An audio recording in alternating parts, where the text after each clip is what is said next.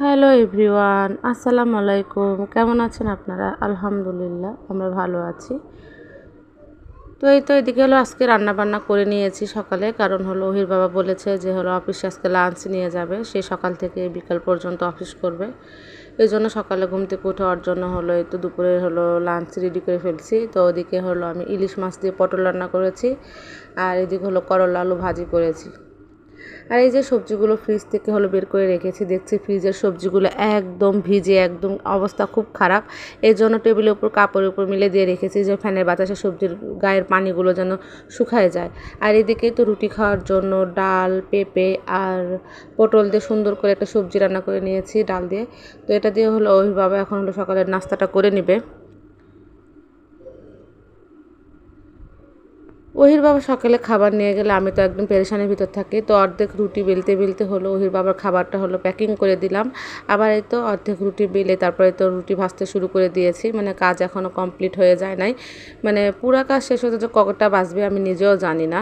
আর ইদানিং এত গরম, রান্নাঘরে ঢুকলে তো মনে হচ্ছে যে হলো মানে অ্যাটম বোমার মতো মনে হচ্ছে ফেটে যাবে, এই একটা অবস্থা, মানে গরমে অস্থির।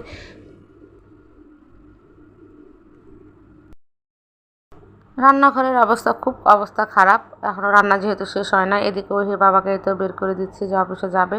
আর এই যে আমার ছোট ছোট ছানা পড়ে আমাদের ধরো জুতার উপর শুয়ে আছে, মানে তারা এখানেই থাকে সব সময়। 3 বেলা খেতে দিই, এখানে শুয়ে থাকে। তো ওহির বাবা এখন গাড়িটা বের করে অফিসে যাবে। আর এদিকেও তো জোহার জন্য আমি অনেক হয়রানি হয়ে যাই, কারণ জোহা হলো মিষ্টি জাতীয় না হলে সে কোনো রুটি খায় না। এই জন্য আজকে তো মিষ্টিও নাই, মধুও নাই, কী একটা অবস্থা। পরে এই তো দুধের ভিতর হলো লাচ্চা ভিজিয়ে দিয়েছি। তো সব কাজ কমপ্লিট করার পর হাঁড়ি পাতিল বাসন টাসন সব মাজার পরে তো সব কাজ কমপ্লিট, একদম রান্নাঘরটা ক্লিয়ার করে নিয়েছি। তো এখন ভাবলাম যে হলো বাচ্চাদেরকে নাস্তা করানোর আগে আমি হলো মাথার হলো প্যাকটা তৈরি করে নিই, কারণ আমার হলো হেয়ার প্যাক মাথায় দিতে হবে। সপ্তাহে 2 দিন আমি হলো এই প্যাকটা মাথায় দিই, কারণ ইদানিং দেখতেছি চুল উঠতেছে। তো এই প্যাকটা মাথায় দিলে আমার চুল পড়াটা বন্ধ হয়ে যায়। তাই এই জন্য হলো ভাবলাম যে এটা হলো বানিয়ে নিয়ে মাথায় দিয়ে নিই। তাছাড়া যাদের হেয়ারে কালার করা আছে তাদের ক্ষেত্রে হলো এই প্যাকটা দিলে বেশ ভালো হয়, কারণ হলো এটা আমি দেখেছি অনলাইনে যে হলো মানে কালার করা চুলে এই ধরনের প্যাকটা দিলে চুলটা অত রুক্ষ হয়ে যায় না, চুলটা ভেঙে পড়ে না, চুলটা সিল্কি থাকে।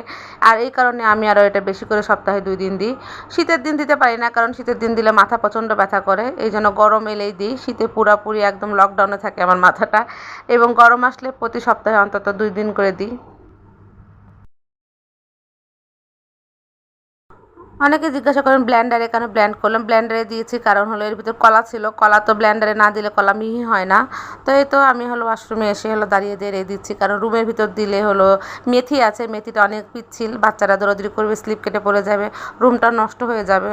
এই জন্য বাথরুমে দাঁড়িয়ে থেকে হলো এই তো হেয়ার প্যাকটা মাথায় দিয়ে নিচ্ছি।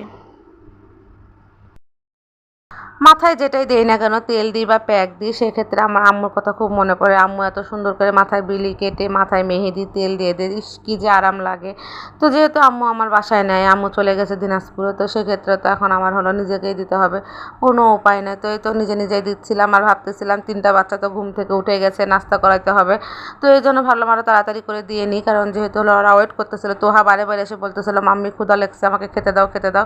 তো আমি বারে বারে বলছিলাম বাবা দাঁড়া, খালি মাথাটায় এই মেহেদিটা দিয়ে নিই, দিয়ে নেওয়ার পর তোমাদেরকে হলো সকালকার নাস্তা খেতে দেবো।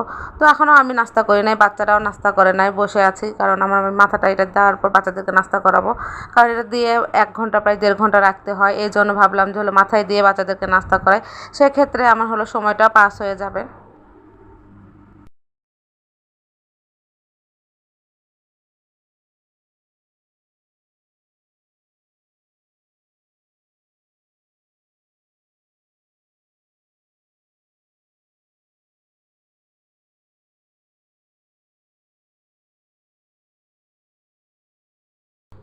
তো এদিকে হলো হ্যান্ড ওয়াশ দিয়ে হাত ধুয়ে নিচ্ছি, ডিমের গন্ধ হাতে পেলে তোহা চিৎকার চেঁচামেচি করবে যে গন্ধ লাগছে খেতে পাচ্ছি না।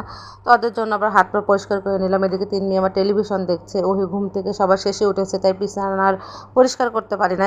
তো বিছানা এখন পরিষ্কার করব, আগে বাচ্চাদেরকে নাস্তা করিয়ে নিব, তারপর হলো বিছানাটা পরিষ্কার করব, কারণ অনেকক্ষণ হয়ে গেছে, অনেক বেলা হয়ে গেছে, বাচ্চাদেরকে এখন নাস্তা করাতে হবে।